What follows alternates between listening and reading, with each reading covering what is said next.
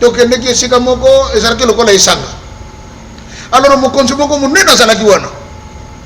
Mokonzi munene azalaki wana tanga moni ngalobi na bana ko selo lokolo ye zo bato na yo ngapena zo ba oya ngai. Ndoto keshuke ni kaka wana. Bamuto ba. Ma papa dengena. Obengisi representant ya église ya Congo Brazza. Ndoto mukusika ka boyezanga mutuna makolo. Papa ndoto mbakaka ngwana. Oui. Ndoto na loti ya ngwana tozaki na ye mutamuta sumbe. Alors mokonzi wana lobi yo zo bato na yo ngapena zo ba oya ngai. Demande aux anciens parce que bon ngara kuti bazaïr. Billet ya gorille na simba yango. Na salela pe yango. Ça faisait 5 millions de Zaïr. Un seul billet. Oui, $1 dollar et René Kalamite Maman Tifani. Ngai ne na saboué, moi.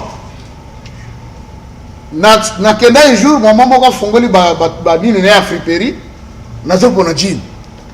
Na moni jean moko bakangisha ngona jacket nango na bending. Jean okitoko. Par curiosité na moko to maboko na poche. Na benda bona moni papier moko na ba dessin ba tie longue mutu tout ça ba komi 1000 livres. Siko ngana bika ke mbongo mokili mo bibelia maka koma mbongo za Zaïre. Yango zaka na mituna biso. Parce que Mobutu faisait peur partout. Même dans le sommet Moussous, il y avait des chefs d'État africains pour aux valeurs fois aux côtés de Mobutu. Dans le sommet. Le place président Mobutu à Vanda. Ce qui va dire Omar Bogouana. À sa fière parce qu'il a dit que je suis aux côtés du président Mobutu. Président Mobutu, si il y a une salle, vous voyez, Babosani va lié place, c'était il y a côté, qu'est-ce que c'est? Oh non, à Balouka, à Kéi. Kadhafi a compris qu'il y avait un vide. Il a voulu récupérer ce vide-là. Et je vais dire une chose aujourd'hui ici. Mokoloba Bomaki, Tata Nabiso Kadhafi, moi j'ai pleuré. Et ce soir-là, je n'ai pas mangé. Dans un Brazzaville. Et ça n'a pas si Nathalie, bazo traîner dans ma belée. Bazo pété. Donc, cet homme vraiment, qui faisait quand même la fierté de l'Afrique, Boende, Basouki Selivinae, a remplacé mon islam. Là, c'est papa d'Angeta qui m'a dit. Habillé à l'Inaka Kangamangomba, non seulement la Kankoro Yes, et bien en Afrique, a remplacé mon islam. Oh, Habili Kambone, c'est pour ça qui t'attend ça, peut-être. Ça, papa d'Angeta l'a expliqué après. Et vous verrez, de 1965 à 1975, les Zaïre étaient le pays top de toute l'Afrique. Un Zaïre vaut $2. Oui, combat, il y a Ali Foreman et Tango Salima Aou. Bazo sont billets na valeur, il y a un Zaïre wana, et ça a dit $2 américains. Tango ba koti na ndako président. Na musika. Papa n'engena bari ko gangi la Mobutu.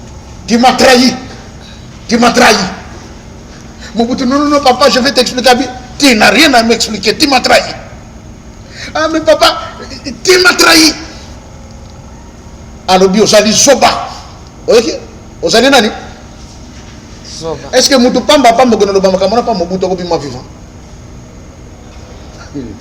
Savez-vous que le président Mobutu a fait comme à l'âne Mabele devant papa Daniel? Papa Soumbe monté mais longwe. Ah bien, papa Daniel est comme missionnaire. Il dit moi c'est la bande. Mais attends que tu m'as fait voter.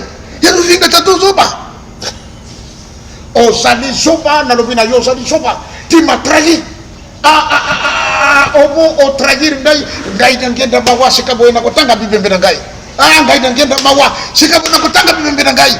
Mobutu trahir ngai na kotanga bibembe ngai. Mobutu oh mon pardon ko silikate et sali faute ngai mi ba américain de ba chenga musuku balobi sengeli na lobi bango de ba chekina bo konti.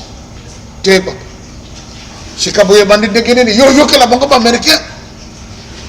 Papa, vous n'avez pas de choc, mais il y a bon, comprenez mon émotion, papa, je m'adresse à vous parce que dans mon équipe, il y a qui kokangela gai.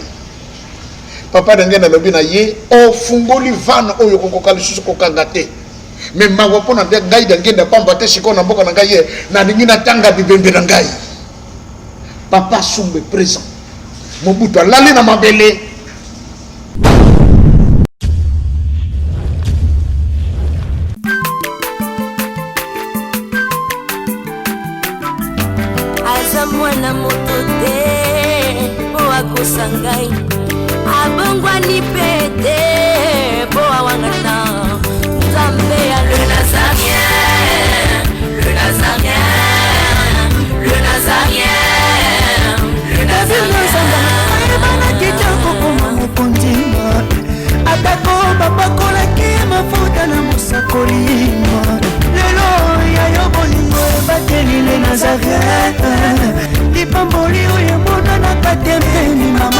elobi kolabye mapapu masope mafuta tokokesika na olongo na nzambe oyo babenga na makomi Jésus. Bonsoir, shalom chez vous, bien-aimés dans les Seigneurs, très chers internautes. La princesse de devant vous, la princesse de l'Éternel, avec l'équipe de les Nazaréens, nous sommes là, il n'y a pas de souci, Christ reste le même, hier, aujourd'hui, éternellement. Aujourd'hui, dans cette émission Table Sainte, nous recevons le pasteur Joseph Kikonga. Après un long moment, nous sommes avec lui, nous serons bénis de la part de Dieu. Car la Bible me dit, mon peuple sera enseigné par moi-même, nous serons enseignés par l'Éternel, notre Dieu, le Créateur incréé. Mais avant toute chose, rendons grâce à Dieu à travers ces cantiques. Hein, et on se retrouve tout juste après. Régie à vous.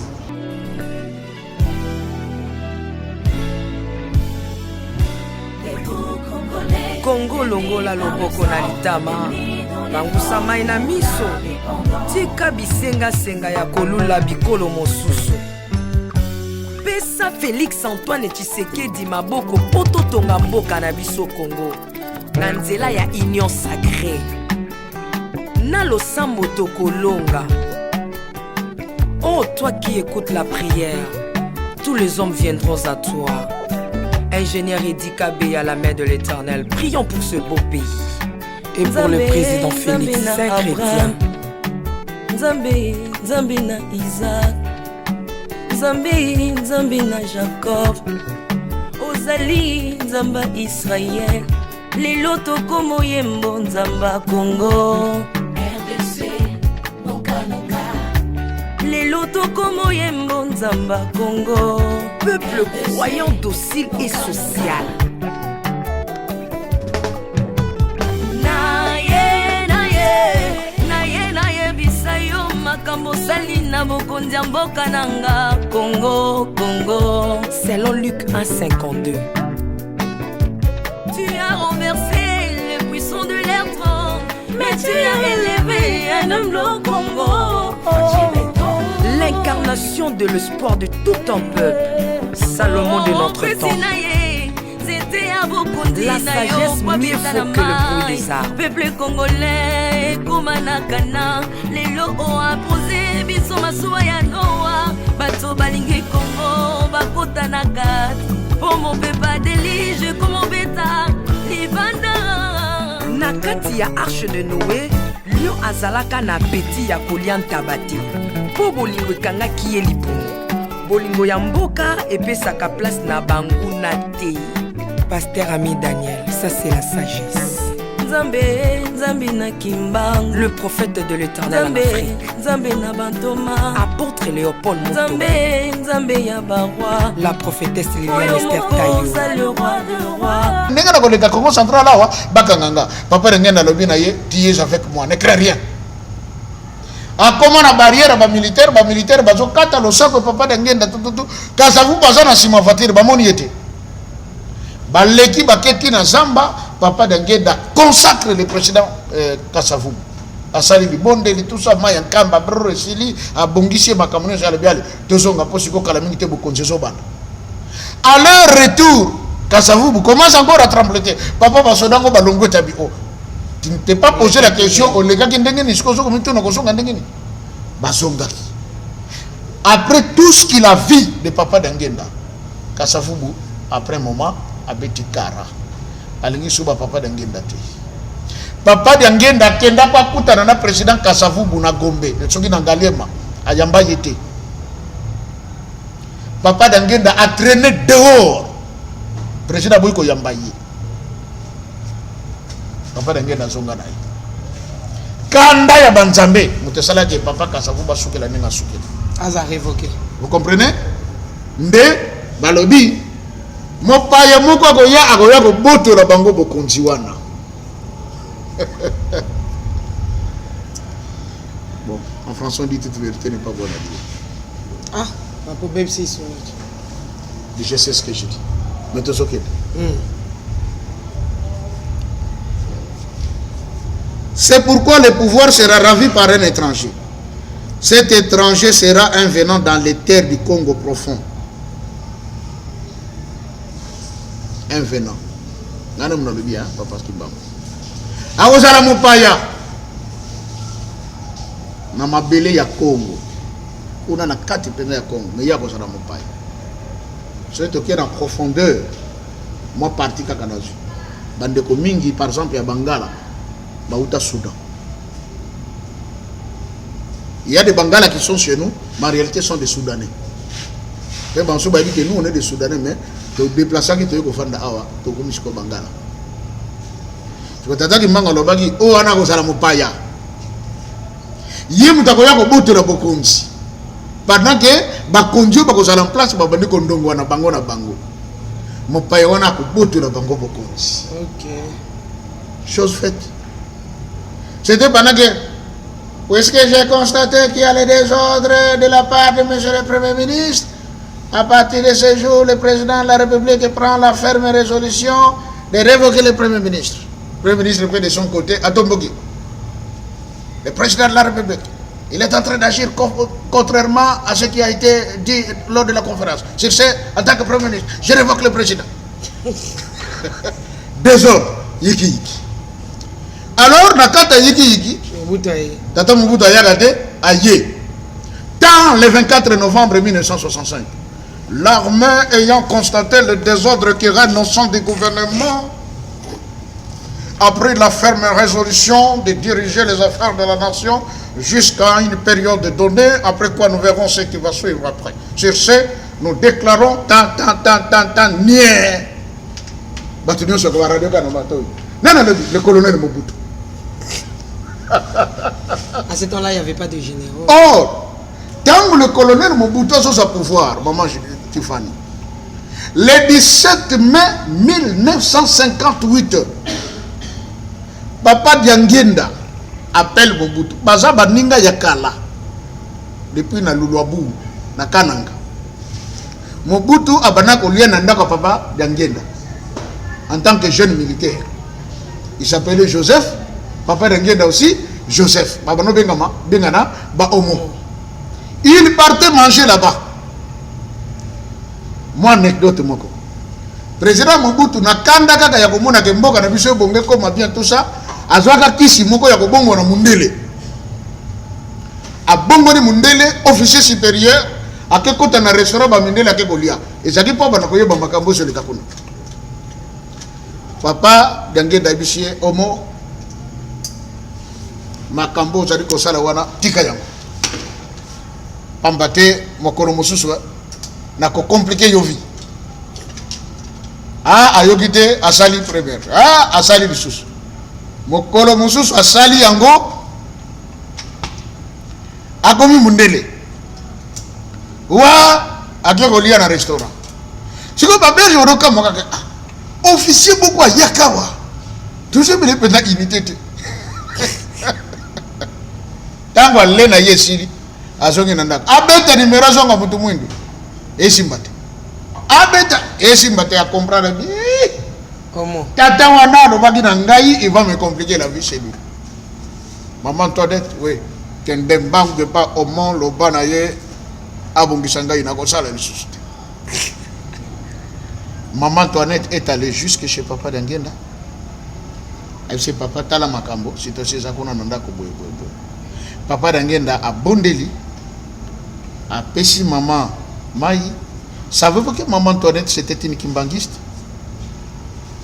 Ah. Cette dame faisait la route d'Nkamba pendant que Zalaka est mabé na tangwana. Butu butu Maman Toinette nzela Nkamba kinkamba. Akutana Papa Diangenda, akutana ba Papa de Lungana. Yango bono moneka kitambala na mutu ndenge yo salaka. Il y a des choses qui étaient vraiment Cachées. Même Mobutu alingaka koma kimbangiste salisi tenir ba surveillant kimbangiste. Papa Diangenda lobine ko yate zara ko to zaka soko yewa bitumone ko sala makasi. Na yebi ko ndimakanga. Na yebi ko to saka ngai mais zara ko te yo salaka ko yate. Azaki na tenir na ye en tant que surveillant kimbangiste. Et azwaka décision président Mobutu abanda ko futa tous les surveillants kimbangistes comme des militaires ya armée. Papa Diangenda bisie Omo ozana mbongo te pour futa batwana. Yeba que salaire solde nyo so futa kana ba militaire so que da Congo lango eko sala kaka solde ya surveillant moko. C'est que nombre ne soit dans un ainsi, tango asali makambona, papa d'Angenda bongisi maman Antoinette, alobi ndengo zozo ngakopesa mutu mbote na nzela te. Soko komika na ndako, ofungoli chambre opesi mbote bimana. Akomi pe afungoli apesi président mbote à l'époque azana no militaire, tanga bimi minute moke Mobutu azongi mutu mwindo. Nde après papa d'Angenda bengisi ye, c'était en date du 17 mai 1958. Au lieu que le président Mobutu afukama, c'est papa d'Angenda qui s'était mis à genoux, a simbi Mobutu na maboko. Alobi na ye yoka liloba ya Nzambe. Na mikolo ko yakuna na liboso ko koma mokonzi monene. Kasi tango ko koma mokonzi monene ko bosa na tata na ngai te. Ko bosa na pe lingomba na yete na bandimi na ye. Ndene sikana papa d'Angenda pesa Mobutu toli tika makamba ko bonga naka mondelo ke no kolia kuna, ça ce n'est rien. O eso c'est la yo eliti minene par rapport à mo ke no kolia kana restaurant ba mindele. Mobutu a pris confiance. Ainsi,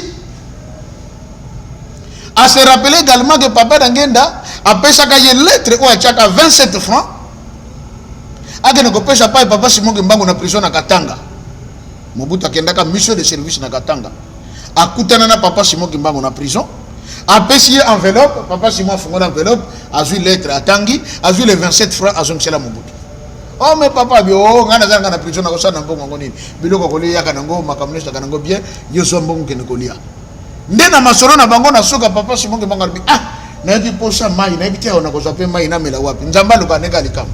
Mobutu abimisi gourde na yeza ki na mai apeshe papa Kimbangu. Papa Kimbangu tanga meli atiki mondambo azonsa bi non papa silisa ngaro kena kotoka ngali banda. Ndetanga mela mai arabi bon na sepeli ndengo peshi nga mai na meli mais makamuna lingana ibisa yo kende mwana nanga d'Angenda ko ibisa. Nde makambo fale ba yebisa ye be ko lobana nango le 17 mai 1959 kakokoma mokonzi. Et voilà le 24 novembre 65 Mobutu prend le pouvoir en tant que colonel, l'armée ayant constaté les désordres qui règnent au sein du gouvernement, a pris la ferme résolution de neutraliser le gouvernement. Neutraliser. C'était le départ. Mingi bakanisa ke nanga zwa na kala mingi te tozole kana élection akopesa na yango kozonga sango na Kasavubu. Mais théorie ko sutuka et loko fallait zonga te 32 ans. J'ai expliqué pourquoi 32 ans. Papa Kimbangu asalaka promesse na bandeko Bangala na ko sepelisa bino tout le temps na kozala na prison. Prison est salaki combien 30 ans. À l'inauguration du temple de Matete, président Mobutu donne pour cadeau à papa d'Angenda une voiture Mercedes immatriculée 32. Et si papa d'Angenda tunaka moto na makamba sali bana na ngaye na pesa yenini papa oza tambe yum to yebi o yoko lo bamba ko salema loko la pesa nga voiture ezali 32 na pesa 32 ans de règne. Asalito 32 ans. Vous voyez 32 ans. Plaque 32 voiture wana baluki ti bazuango na plaque wana et zoya na kamba ekota misi et kezaki wa ezaki ya Kinshasa ba mitekela kango ba mitekela kango oui comme kana ngo ya kala tout ça bon mais il paraît qu'il y a une commission va retrouver voiture wana na nini ya plaque et koya na kamba ekota na misi 32. Et voilà que le président Mobutu a pris pouvoir. Lumumba Asia Koufi Kasavubu neutralisé accueilli na mutuka akoma na nzela bakeko kitsaye ndakendaka na camion ba commerçant dina nenga kenako bela kuna asengi autorisation pour aller se faire soigner à l'étranger. À l'époque l'homme qui était le ministre de l'Intérieur c'était le vieux Etienne Tshisekedi. Après sa autorisation ce qui a fait que na maladie comme il paraît que c'était un poison et ronjaki na nenga ki kokufa bakundi kuna et pas na bango na mboka na Tsangano. Voilà maintenant que le président Mobutu a joué Bokonzi conformément à la parole de papa Simon Kimbangu. À l'Obiboy, son pouvoir sera constitué des étrangers. Mokonzi a mis balé. Bokonzi ne kozala constitué na bapaya. Ah, Congo, et tu Moussika. Président Mobutu a suivi Bokonji. Directeur de cabinet Naye, M. Barthélemy Bisengemana, Rwandais. Vous comprenez? Et puis que Papa Ebele va diriger l'Ibisson, maintenant attend président Mobutu. M. Faustin Birindwa, Azaka Premier ministre, Burundi. Premier ministre congolais. Vous comprenez? Notre vieux Kengo Wadong, de son vrai nom, Joseph Léon Lobitch. Belge. Alors, bien que je ne suis pas Zaïrois, mais j'ai été invité par le président Mobutu à cause de mon expertise pour apporter ma pierre de construction à ces grands édifices qu'est les Zaïre. Directeur, Premier ministre pendant beaucoup de temps. Tiens, comme président du Sénat. Nationalité. De père juif, de mère, selon ce qui s'est dit, rwandaise, mais on a dit non, elle est de l'Équateur, entre parenthèses. Et papa qui m'a dit, mon temps on a Bokonzi. Bokonzi n'est qu'on a la constituer na bapaya ebele. Tout le monde a bien habitué au ballon d'Aboulou. On dira, Azaraki est un parti zambien. Donc, des scènes et des scènes. Il rajoute, il dit,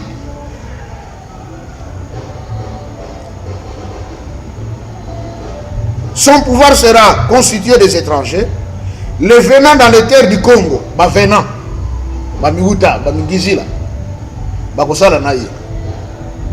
Ce nouveau chef de l'État oubliera la famille de Bakongo qui aura acquis cette première indépendance. Ok? C'est vrai, il y avait une petite pression de la part de Bakongo. Babana mon ami, le bateau se retrouvait. Si vous vous rappelez, le président Mobutu a fait un discours au Baga. Bato, Bazali Koloba, et ben, Ganaji Bokonzi, Naji Batonon, son athème au Panzi, Naji Songoro, Naji Kuna, mais ce qui voyait que tout na maître Nimi Maïri Kangi, le directeur du cabinet Nanga, Azali Mouyombe. Ce qui voyait que tout na, oh, Yomosu Soana, Azali na Katarima, Azali Kokonza, Azali Mokongo, ce qui Balobi Nabino, nous. Vous comprenez? Parce que les Bakongo commençaient à réclamer. Ok. Pour Bamouna qui Bakomi aux Ongasima. Bazali sous son poste décisif et d'ailleurs jusqu'aujourd'hui. C'est ça la vérité. Jusqu'aujourd'hui.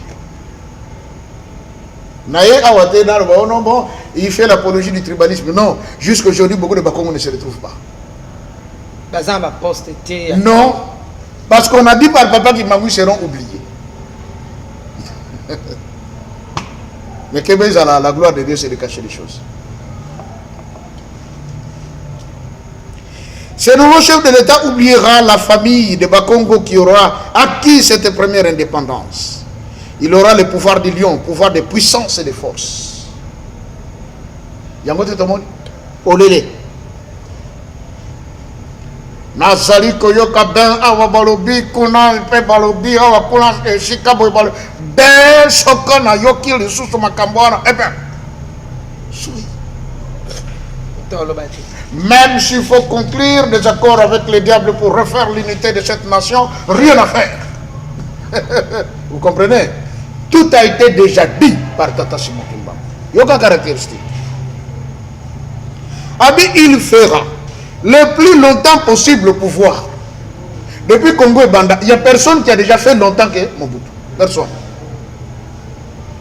Le plus longtemps possible à Kovanda Nabokita Bokonzi. Il s'établira plusieurs types de pouvoirs. Le président Mobutu s'était établi plusieurs types de pouvoirs. Un, premier chef coutumier zaïrois. Deux, fondateur du mouvement populaire de la révolution. MPR. Le père, le président fondateur. Le premier timonier d'Isaïe. Le guide suprême. Donc, tout ce qu'il y a comme titre, le maréchal.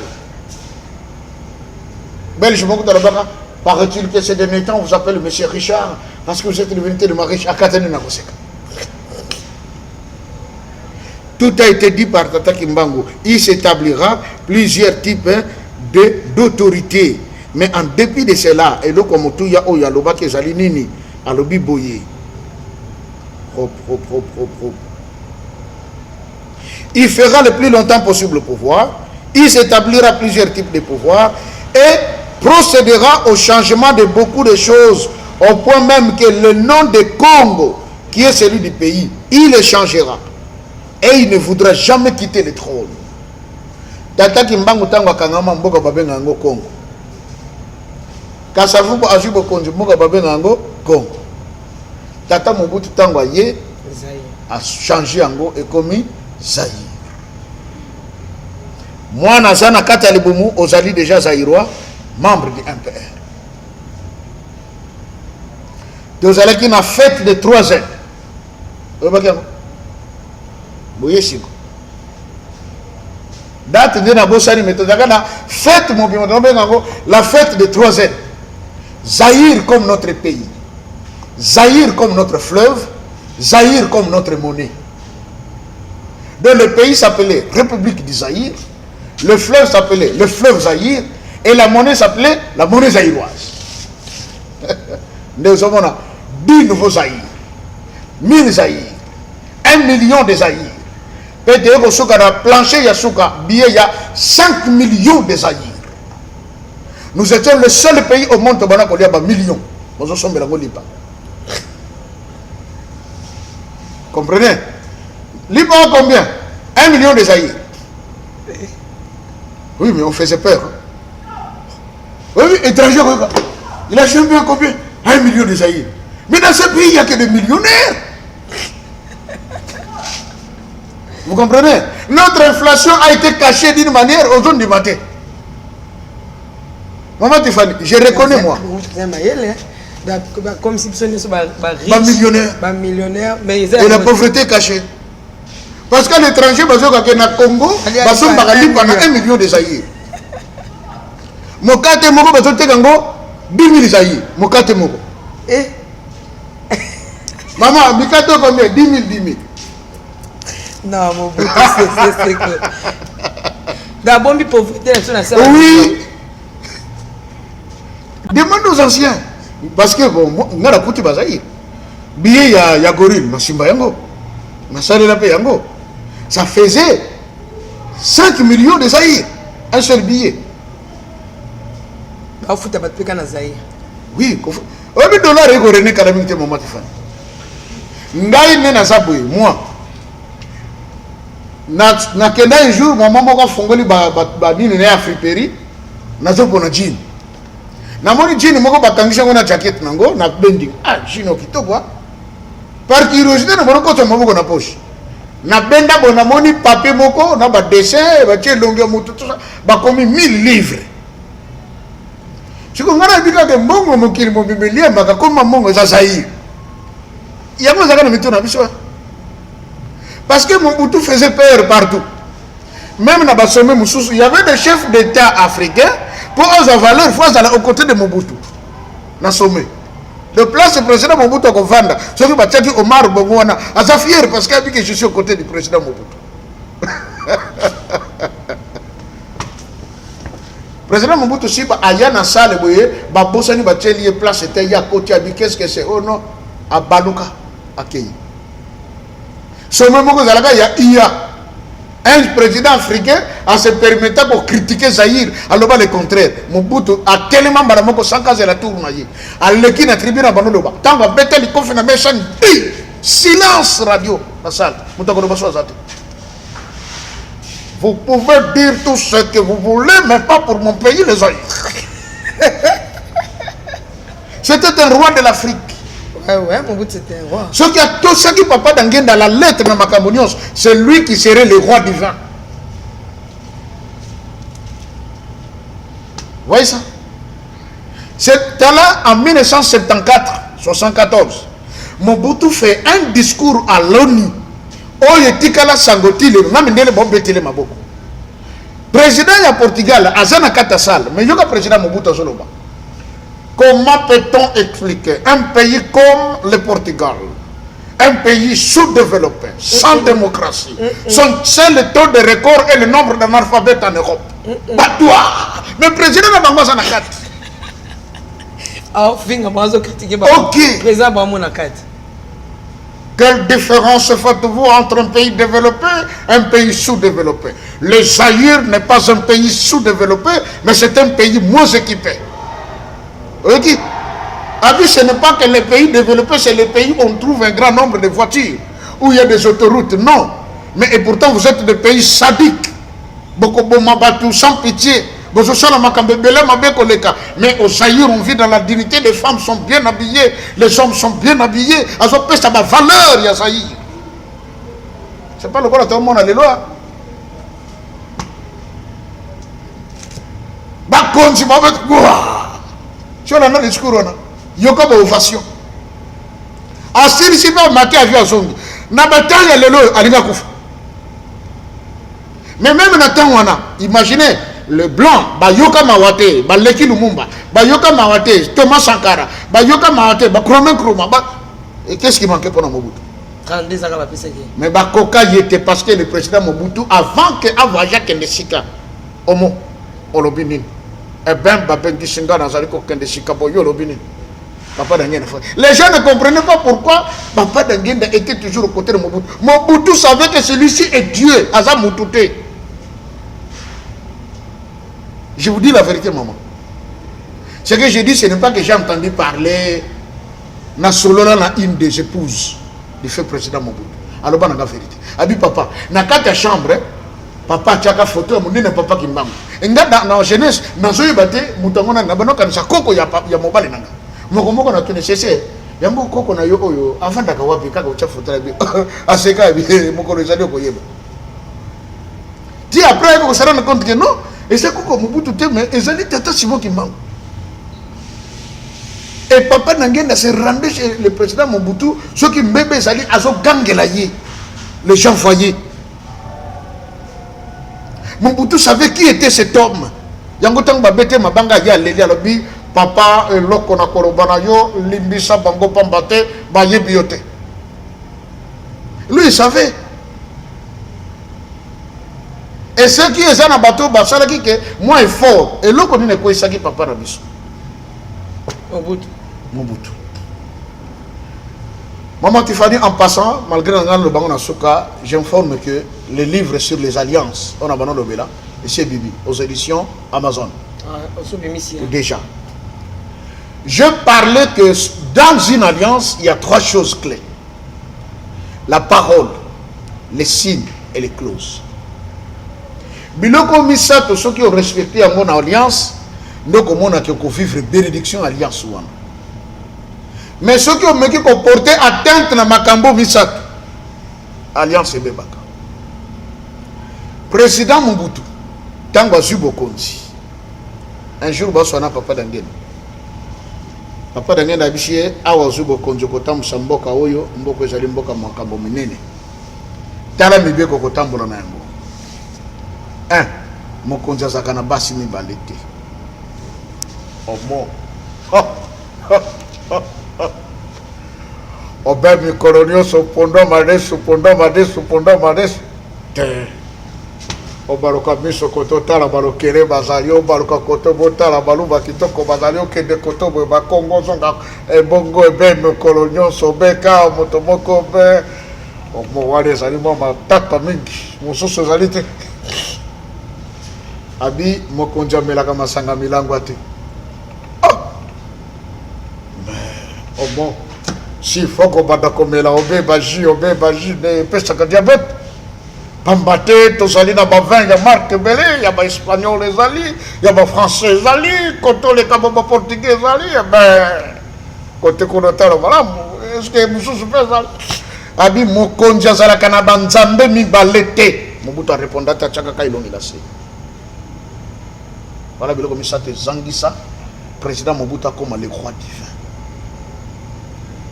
Et le roi de toute l'Afrique.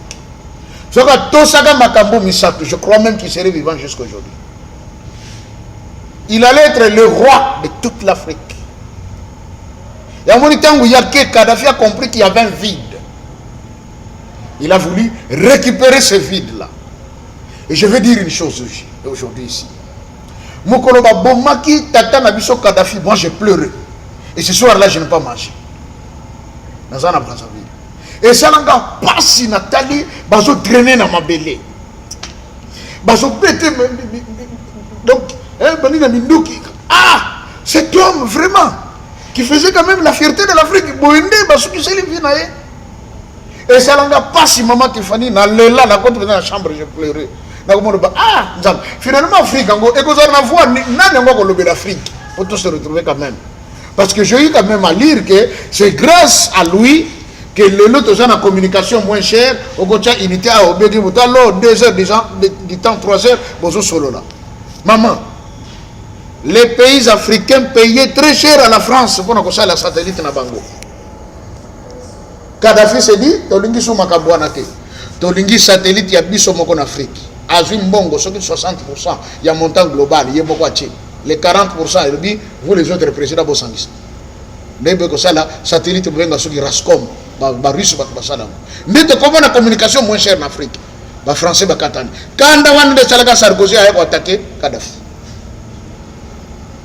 Maintenant, moi, je regrette, je dis, ah, vraiment, mon tour est ça la peine en sorte qu'Afrique, ils doivent voir, tout qui est vers la Banque de l'Afrique, tout qui est vers un passeport unique en Afrique, mais tout ça va bien, le coup des États-Unis d'Amérique. Je pleurais. Na même Boutou, na lali, Pongue Zunga. Na l'autre, tu es dans Matanga, Mukonji, Mukomunene. Tu vandi. Mais on a dit non, c'est l'heure, on va distribuer un peu de café pour éviter que les gens dorment comme c'est la nuit. Mais écoutez, on ne viendra pas avec ici parce que les gens sont assis. Il y a un bon réfectoire qui est prévu là-bas. Tout le monde pourra passer, prendre son café là-bas. Dès que vous finissez, vous revenez. Et ainsi de suite, et à tour de rôle. Tout le monde qui maman qui fait la télémie, n'a pas nommé la café. N'a comme on apporte, il y a un réfectoire. Tout le monde va discuter. Ah, ça se comprend maintenant le pourquoi. Oui, ça se voit maintenant le pourquoi. Le pourquoi de quoi? Ah, mais pourquoi ce chef est mort? Il dit c'est quoi? Ah non, il y a un monsieur là-dedans qui est en train d'expliquer pourquoi ce chef est mort. Pourquoi le chef a couffé? Na kota bo chef on est kokuta papa d'angenda. Dans on a côté na hôtel là. Viens on dirait na ebieti. Ah Nathalie bien on dirait na ebieti. Na posa ngabi monsieur bonjour. Bonjour papa. Oui bonjour. Ah, je m'excuse, je voulais un peu demander il paraît que vous avez expliqué la cause du décès de ce grand chef. Que s'était-il passé? Abinanga, ah mon fils. Cet homme j'avais de l'espoir sur lui. Je pensais que la pente qui a été laissée par l'autre pouvait bien la relever, mais c'est sa décision que je n'ai pas aimée. Abi, c'est laquelle?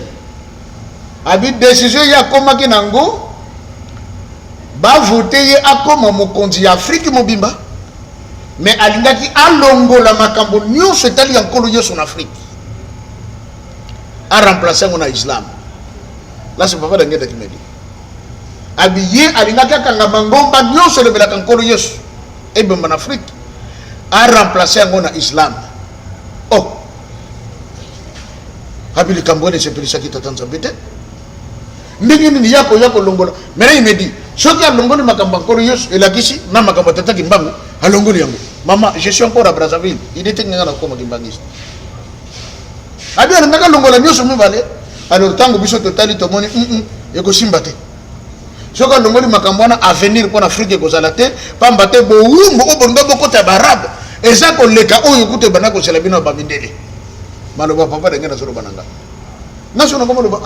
Ah, donc il avait l'idée de remplacer le christianisme par l'islam dans toute l'Afrique.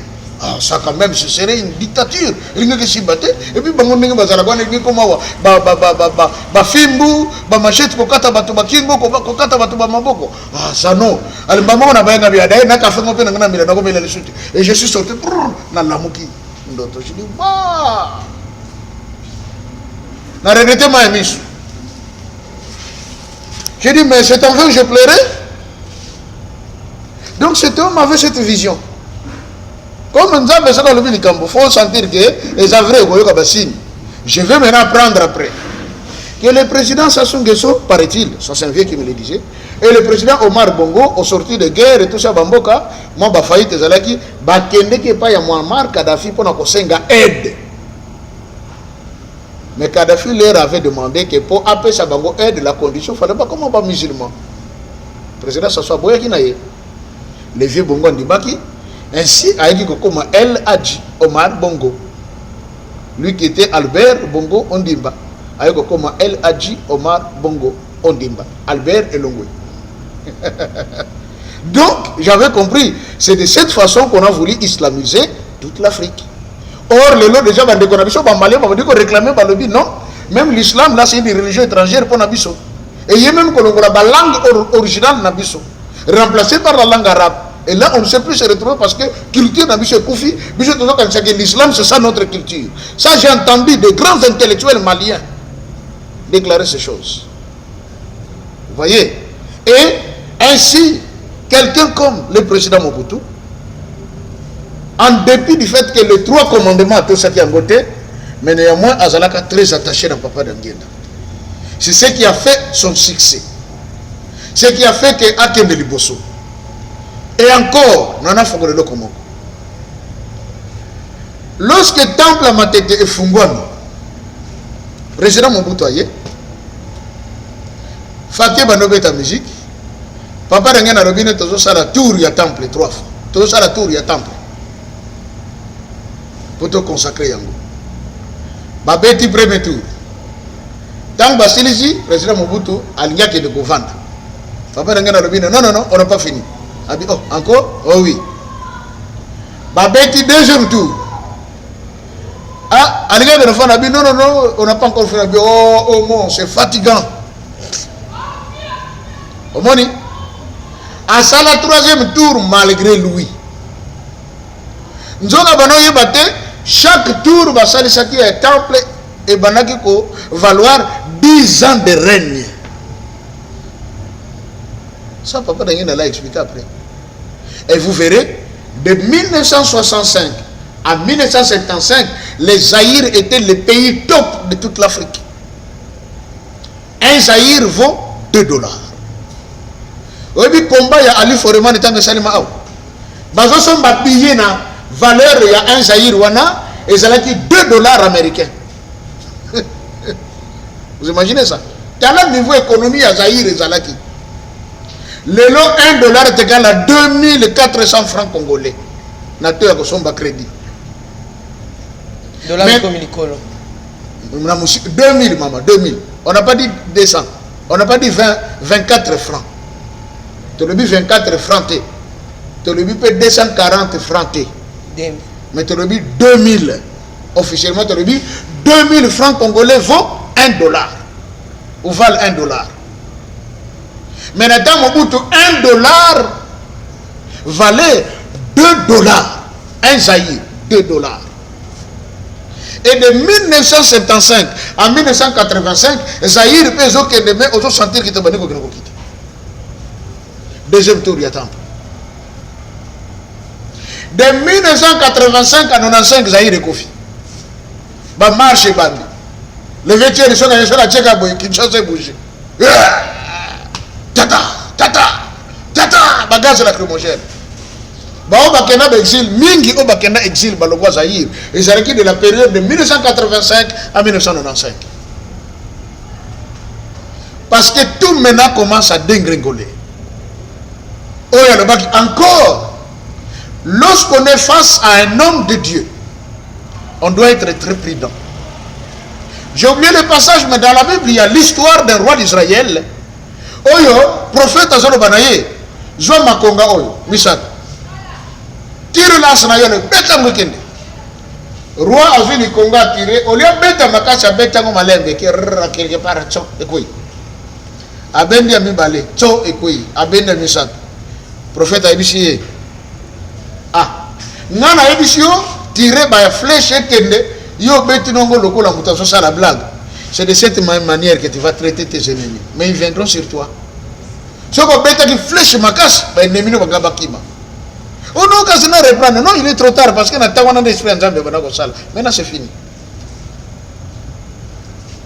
Et 2 Chroniques chapitre 20 verset 20 nous dit, confiez-vous à l'Éternel, vous serez affermis. En ces serviteurs, les prophètes, vous réussirez. Quand vous êtes face à un homme de Dieu, que vous estimez que, oh, faites attention à ma campagne. Mokolo moko boye mama Tiffany, moi ndakisa kaka. Belle sœur nanga propre. Ateka na zando. Na lege pani na table na ye. Ndini oui ko talanga. Na sepelo ile tongo. Zirana. Ake zulanga bouteille Martina na gâteau. Na meli Martina, wana Martina bimishika. Na le na gâteau. Abi ok abi na zo koma na commerce na tala moto moko après na zozo.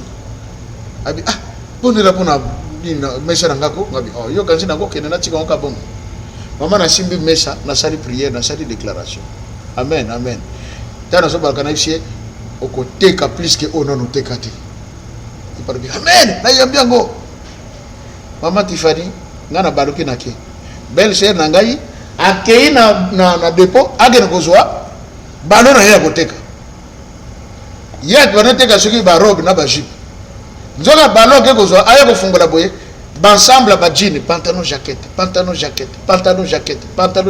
ateki ballon moko epesi mbongo ya 4 ballons le même jour et puis bilambano esila le même jour akebakisa mususu dayo kaka téléphone de solo awa somo falano za bagarde bo ba servir biloko ko banda wana tili lako ya gali suti ya mata.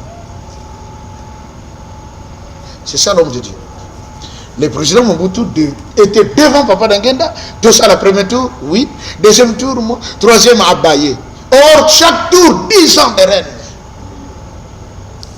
Et il dit ici, Papa Kimba, il changera le nom du pays. Et le Congo est commis Zaï. Naoutoloba, faites les 3 heures. Mais il ne voudra jamais quitter le trône. Pourquoi? Ce n'est pas que Nathan, il y a le président Mobutu qui vient. Du temps du président Mobutu, il y a eu beaucoup de tentatives de coup d'État. La preuve, Bakimba, Nabatu Moussous, Bazalaka pendu en public à Wanapongan. Omoni, Babano Bengango, place de la Pentecôte. Albego Tongaskoyo, stade de Camaniol, les commis, stade de martyrs. À vrai dire, bacha martyr, mais pour moi, on est déjà correct. Parce que si on va pendre, ces gens voulaient faire un coup d'État contre le président Mobutu. Mouzé Laurent Désiré Kabila avait une rébellion à Moba. Tina et Wabora. C'était contre le président Mobutu. Che Guevara a Yaga Nazaïr. Oui, bien, comment? Che Guevara. Oh, Akenda Sangoyo. Ce qui est le Colombien.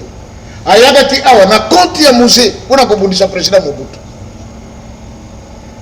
Et papa qui mangwa lobaki ke moi ba foyer de tension bona za la même mutu wana ako persister na pouvoir akotika trône te. Et nini eko longole na suka tokotala ngo. Il dit mais sa fin sera pénible, malheureuse et honteuse. Vous voyez pas? Le 17 août 1922, président Mobutu n'a pas botamiti. Mais déjà, c'est un peu comme le prophète Esaïe qui a prophétisé sur la venue de Cyrus. Au moment où le roi Cyrus n'a pas botamité, mais Esaïe a fait ces caractéristiques à Cyrus Tabakoya, c'est lui qui va libérer les enfants d'Israël. Bazong na terre ya bakoko na bango. Mais Cyrus a botamakananuté. Tata Kimbango azo sakola pona koya ya président Mobutu. Mobutu n'a botamité. Et même selon l'histoire, on dit que le président Kasavubu serait né en 1923. Donc tant que prophétie au PSOP, ça m'a Kasavubu n'a botamité.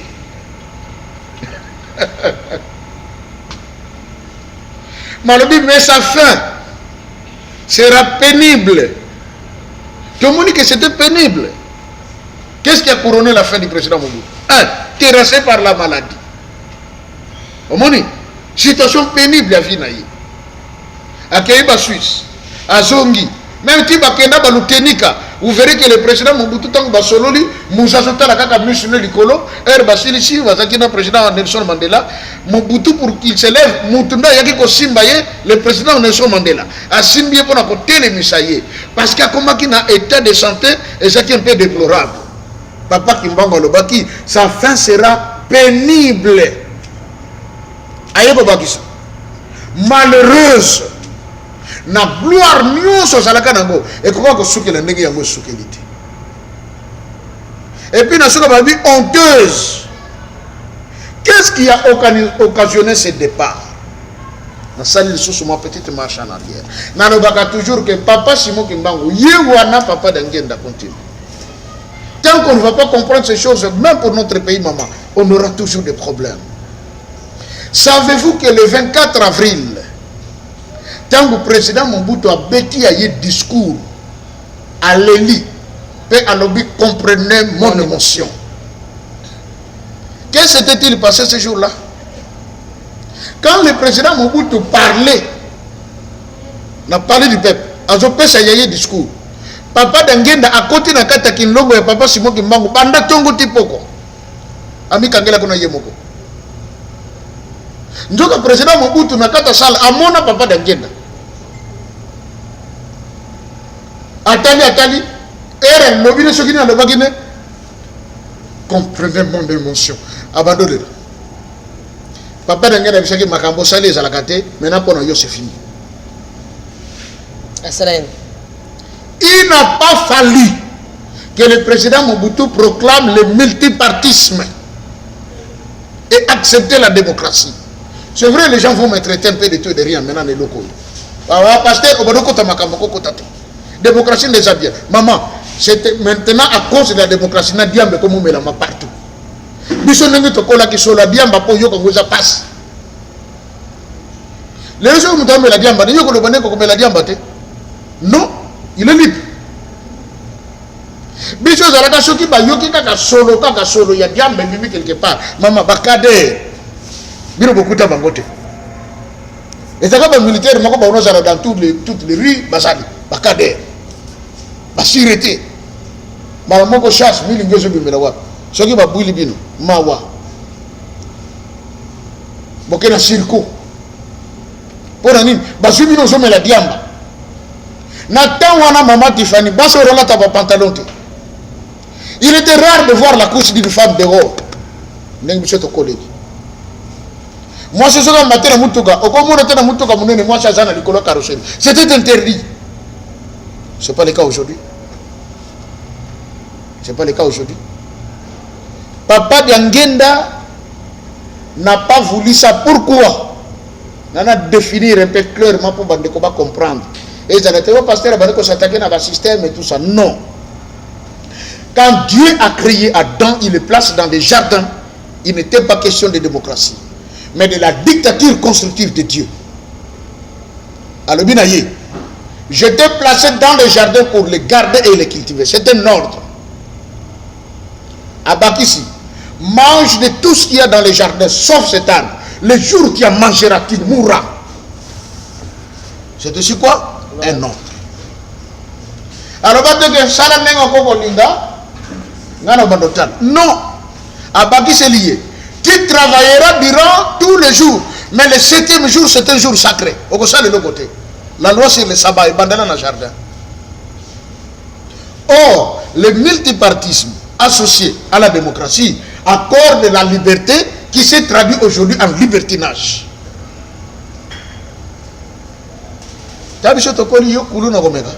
On va te tuer. Ce n'est pas le cas aujourd'hui. Moni. Et le 24 avril, pendant que papa Dangenda mi kangela kina Kinlongo. Tango apimi. Papa Dangenda va dire ah. Malheur à moi, fils de Moïse Wanga. Je vais maintenant compter mes morts. Imaginez, nakata Kinlongo télévision à la gâté. Nakata Kinlongo radio à la gâté.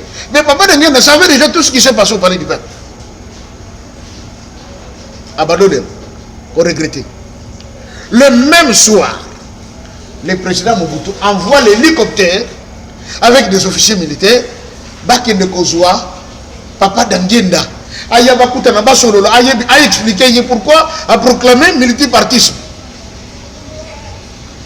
Je vais encore aller plus loin. Il y a un pasteur qui était le premier missionnaire kimbangiste, qui s'appelait le révérend Asumbe. Papa d'Angenda Tango a consacré Essili a tenu comme missionnaire kimbangiste au Congo Brazzaville. Il y a une église kimbangiste à Congo Brazzaville. À un jour de l'événement, Papa d'Angenda fait appel à Papa Asumbe. Ayambangu Nankamba.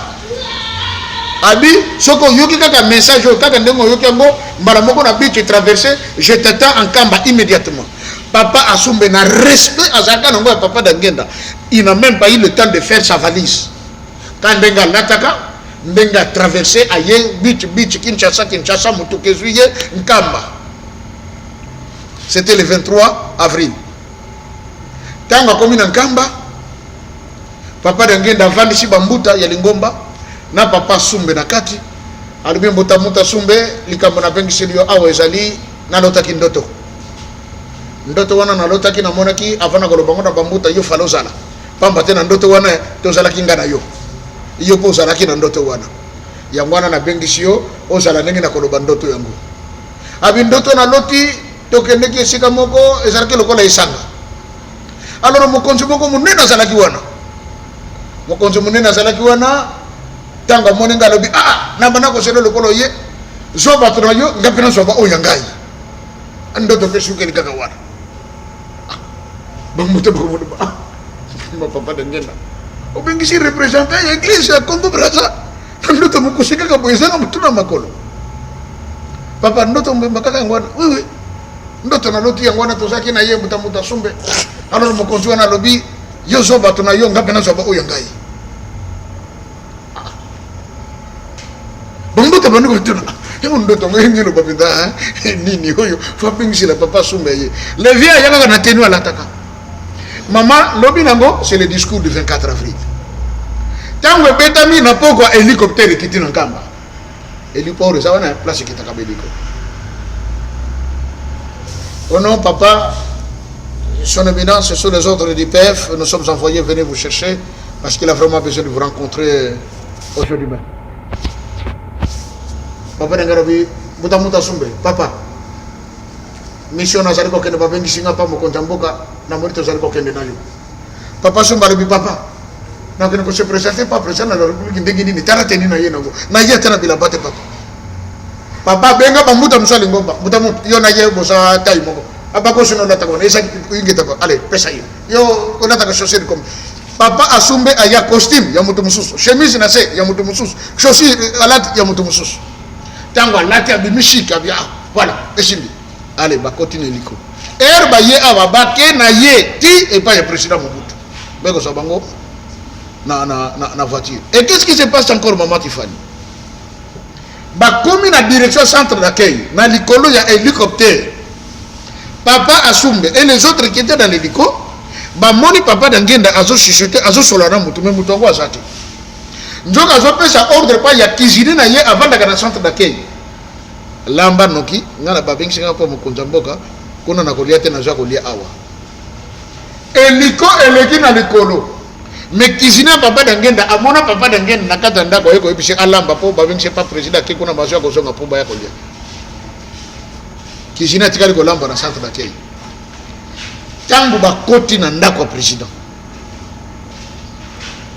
na musika Papa d'Angenda bari ko gangela Mobutu. Tu m'as trahi. Mobutu non papa, je vais t'expliquer. Tu n'as rien à m'expliquer, tu m'as trahi. Ah mais papa, tu m'as trahi. Alors bio sali soba. OK? Osali nani? Soba. Est-ce que mutu pamba gono lo bamba kamona pa Mobutu ko bima vivant? Savez-vous que le président Mobutu a fokamati alali na mabele devant Papa d'Angenda? Papa Sumbe moteme longwe abie Papa d'Angenda ko komisanga na tiki mwasi na bana mais atoko bima vivante ya no vinga tato zoba o sali soba na lobina yo sali soba tu m'as trahi omo trahir ngai ngenda bawa sikabo na kotanga bibembe ngai ngai ngenda bawa sikabo na kotanga bibembe ngai Mobutu trahir ngai na kotanga bibembe ngai omo pardon ko silikate sali faute na ngai mi ba américain de ba chenga musuku balobi sengeli na lobi bango de ba chekina mo konti teba sikabo ye bandi de keneni yo ke la bango ba américain papa omoni ba chakinga shoko mingi ya ngono ba ke comprendre mon émotion papa je m'adresse à vous parce que na mono kinengo yaki ko kangela ngai papa dangena lobi na ye o fungoli van oyo kokoka lisusu kokanga te me mawa pona de ngai dangenda pamba te siko na mboka na ngai ye na ningi na tanga bibembe na ngai papa sumbe présent Mobutu alali na mabele pe alobi na ye yo to si ba américain bango te bato batyo na bokonti ngai mto na chaki yo na bokonti siko yo to si bango e bongo soki na lobi ke okokufela pe na mboka oyo te okena kokufela na mboka papai bango bakosana makoka ko longololo kona bakokoka pe ko longola yango te yango pe salema omoni abi lokola bango nde batyo yo pression ondima makambo wana ya démocratie et même makambo mabe ekota na kati ya mboka na lobi na yo okokufela pe na mboka oyo te okena kokufela na mboka bapaya mais bakosana na pouvoir ko longola loko wana te chose dite chose faite. J'ai un frère qui s'appelle Guy Alobaka. Papa, quand Dieu dit, il dit. Papa de Lungana Brode Bangono Kikongo. On zambi tele. On zambi vovele. Nzambe soka lobby à lobby. Moutako l'exali lobane à sate. Et c'est là la parole qui a été dite par Papa Kimbangu, réitérée par Papa Dangenda qui est Simon Kimbangu dans un autre corps. À lobby boy. Soukanaye, sa fin sera malheureuse, honteuse. Et il dit ceci. Where I am. Mais sa fin sera pénible, malheureuse et honteuse. C'est ce qui est arrivé. Donc surtout qui, la même date où Basambe la Kaponaye, Yokamaloba Yanzambe, c'était la même date de l'entrée de l'AFDEL, le 17 mai. Dans l'émission de Saranan de Franck Stemaï, j'ai décrit le calendrier de Dieu, l'horloge de Dieu. Savez-vous, Maman Tiffany, que Deli Joto de Belakatan Noé et Bandaka le 17 mai? Oui, la Bible, c'est ça. Le 17e jour du deuxième mois. Et le deuxième mois de Dieu, c'est le mois de mai. Le premier mois, c'est le mois d'avril. Parce que ça va du 14 mars au 14 avril. Le mois de Nissan. C'est ainsi que Tata Kimbangu aussi a commencé l'œuvre au mois d'avril. C'est le premier mois de Dieu. Le Christ a fait son premier miracle de transformer l'eau en vin, c'était un 6 avril. Et les enfants d'Israël ont quitté l'Égypte le 6 avril.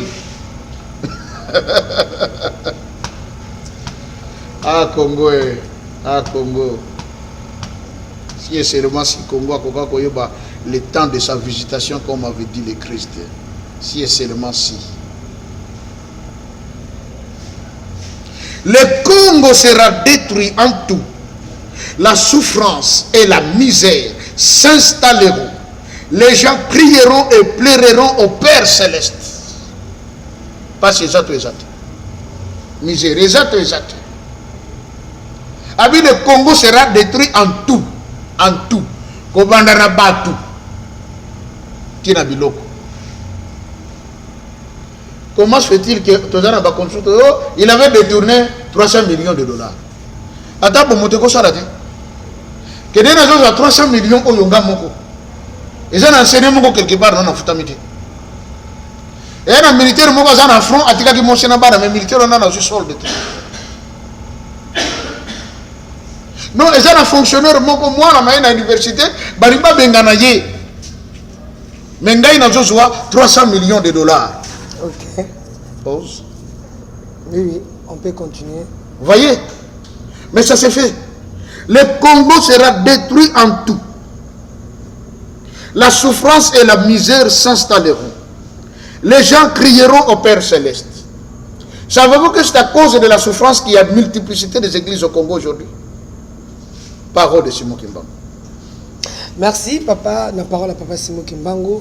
Totelemi wana poto ko bana mikolo oyo ezali koya. Voilà, l'ilobana yo yasuka, l'homme de Dieu parce que c'est chaud. Oui, oh ils ont ba histoire aux pesa des sangisa mina prophétie donc ils ont ba leçon ya aux cahier hein. Exactement. Donc dingue to ba ka professeur pesa leçon c'est une école. École vraiment. C'est une école. Oui qu'ils ont signé na ba 5e primaire. La perception on peut sous-souter donc ko perception ka ba Diego Kao. OK. Donc Joanne solo ya open histoire hein. Ya ngona lobaki mikolo yeki mwa Tiffany que otonto fungola et que ça en sorte que miso ba congolais bile ko fungama. Mato il peut ko fungama. Pour ba comprendre ce qu'il y a eu. C'est l'histoire qui a été tronquée, c'est la raison pour laquelle tous vivre autosali. Mais si qu'on doit comprendre. Et merci, on attend oyondamba pesi biso. Kilongo bomba makamba. Eza makambe belé. D'ailleurs to kokende kuna okoyoka ya mozindo ezawa. Pour autres zones basiko oseleka. Na ozo sale malelo eselo ba mawa. Ezawa. Yango na robaki no la fois passée les kimbangistes ne sont jamais surpris. Ça va pas to suka na lelo wana maloba ya papa Simon Kimbangu. Merci. Lelo bana ya suka. Ya suka to lobika ka que to suki na 40e c'est 9e. Tout ça na 9e. 9e mango oui, 9e. 10e. Mais sa fin sera pénible, malheureuse et honteuse. Voilà. Et le Congo sera détruit en tout. Les Nantes aussi, c'était parti. Maintenant, le basement qui n'a pas de tout le temps. Baba est bissoté. Balemba bissoté. Et Batomi Baleba Kokanagate. Je sais pourquoi je l'ai dit. Ok. Mingi bandeko basala moi comparaison. Oh mais boye bezaka boete chiko. Non, maman Stéphanie a un système, boye bipé, il y a un système. Et je reviens encore à dire que avec maman Tiffany, tu as beaucoup plus le côté spirituel. Avec Boyebi, il y a le spirituel et puis encore un peu le côté politique, s'il faut le dire. Par rapport à Bonzambé. Parce que mingi de bano kanchake politique na Bonzambé tamola kanjela mon côté. Nzoka Bonzambé ne mutebo taka politique. Ok. Alors, bandeko va comprendre. Et je sais que Nzamba Kosongabiso très prochainement, nous allons devoir continuer la partie et Chikato Sukiri. Numéro de téléphone. Et avant d'appeler sa numéro de téléphone, je voulais encore réitérer, Bandeko, parce qu'il y en a qui m'appellent du moins, les livres sur les alliances. Okay. Les livres sur les alliances, et Zali sur Amazon. Ceux qui m'ont attaqué dans la barre de recherche, à taper juste les alliances avec Pasteur Joseph. À mon livre qui apparaître, ma boko mi balé, le boko moko zola tsamoninga bag. Na couverture nango, ça se vend en ebook, c'est juste $10. Donc on a téléchargé sur Kindle. En dur, ils allaient $26, c'est-à-dire au bachaka dans la bibliothèque, quelque chose que vous pouvez garder, couverture yama casse penza. Et puis en brochet, donc comme un livre normal, net aussi mbara, ils allaient la valeur à $20. Donc ceux qui sont au Congo, on va passer commande sur Amazon, frais de transfert. Vous avez les livres ici sur les alliances. C'est un livre très riche. Et déjà, papa, c'est autre chose. C'est expliqué autrement. Donc, maman Tiffany, ma profondeur, tu m'équipes quoi pour un livre, et même plus que parfois autolobak. Donc, Bandeko va se procurer Nango et vous allez apprendre à Bolambo Yamoutonions. Numéro de téléphone, liste 243 89 68 88 906. Liste 243 89 68 88 906. Merci beaucoup. Merci beaucoup, Papa Joseph. Merci, Nabandeko Rolandi Bisso. Merci aussi, Nabandeko Obozo. Continue toujours. Kitambale yaki déjà na mona ki na l'accès kibino maputa pe kimbundi mibale papa Joseph déjà epsinga ba kimbundi mibale na mbongo kotonga déjà ezali na be mission ko ya boko mona yango vraiment la pesi bino merci et sinon te chaussette ndé pour kamba brebi bakota makolongulu na lipapa te na sapate na antika ba sapate nos anakin pour la ke makolongulu ko bandak anakichasa nazo ke makongo ti place to kezo transport mutuka na komela kuna ko chaussette en mikolo ce botala ngana linsuko même na makolo bakoko filmenga donc nazaka na mapapa et les autres kana bwaka yango na tika kaka makolongulu na chaussette donc c'est un peu ça zone ça na caméra chaussette les autres ya pembe ce qui peut gagner que vous avez faire donc on dit là qui yambela papa kozonga nae na Brazzaville soki azongi tokeyamba Kimbundi mibale soki dans ça une semaine Kimbundi mibale kokoka voilà donc chaque jour kuna na kozaka kaka vert blanc kitambala vert et d'ailleurs je vous informe hein Matifani maman moko atindi Kimbundi moko papa mibale moko atindi mbongo na albina somba pieso la sombi mususu ndabi oya atindi za pona kuti.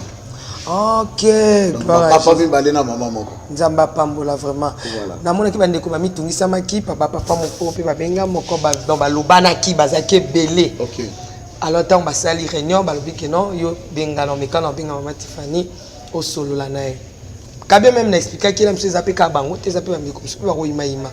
Ba pesa ki ngai remarque na likambo Italie bidonanga. Mais mama Tiffany to ba to boka ni na 4. Ils ont ça la propreté. Tant on est sur bidon là, c'est mieux aux autres bidon il y a 500 on a au chaka pemé parce que ils a propreté. N'est-ce pas qu'il décolle bino maman Tiffany beaucoup mon est boyé ngai nazaki empoisonné. Voilà, j'étais empoisonné non on a témoigné en côté. Vraiment Ezaki nazaki vraiment déjà à kokufa. Ezaki sur ma siamta a sali était nzambe na biso ki na sala o nazali. Donc depuis empoisonné kinga na télémaki na mois de février mars donc mars ndé na qui vraiment côté téléma ndé bon moi qui même table émission na ko kasiko sale belé pourquoi parce que nazar ressource na soyi na monokoti donc ceux qui na lobi mukia il faut na melamai ceux qui na lobi mukia il faut na melamai monoko zo kauka ngai donc ba empoisonné kinga et zo senga ke ceux qui na tie neti papa Joseph Azana bidon ebo. Ce qui n'a meli ma ebele, azo melaka ma ebele. Boye ba quantité ya mayo na melaka. Mais net c'est ça boya tala meli na tindiki kuna bache. Oye bateke ezo kota combien. Donc e bomba sekele awa. Donc bolimbisa ezate ke nazo ko miso ba ko zo boka salive na kati. Non.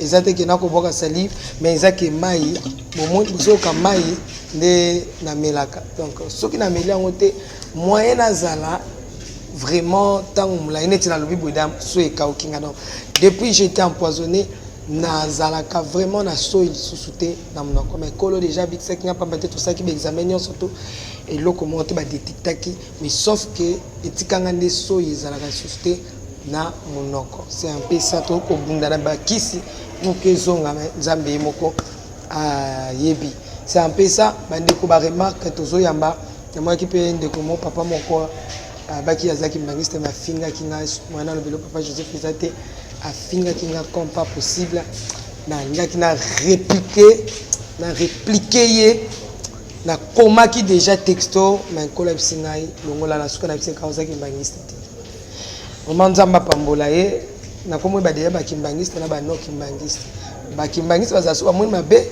ba kolobala nga mama Tiffany tala boes kokoki maintenant qui m'a c'est pour appeler ça kanda tika ba kana mafinga vraiment kola pambola tout ça toujours wana na poste pour na servir kolo yesu et puis ko servir papa Simon Kimbangu Nzambe a pambola bino ayeba ki pona nini esengela ki ete to ya muna mto samsana na kati ya masuwa noa to kende ko masuwa noa esalema batu bakota mais mutra mto sala musana. Voilà, ngana osala yango pour que Congo ezala Congo au papa Simon Kimbangu alaka. Tika tenkolo so pambola bino so kazo tete ko tena mikolo ya papa Joseph Matondi. Merci.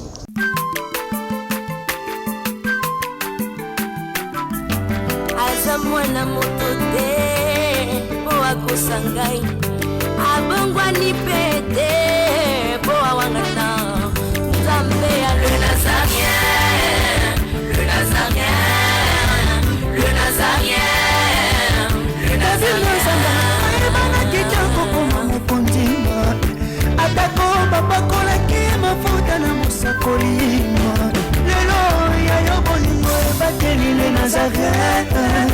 Lipamboli oyo mona na katempeni mama kandelobi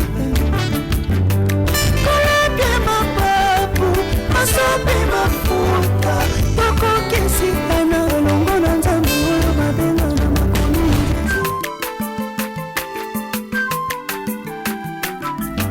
aza mwana moto te akosa ngai abongwani pete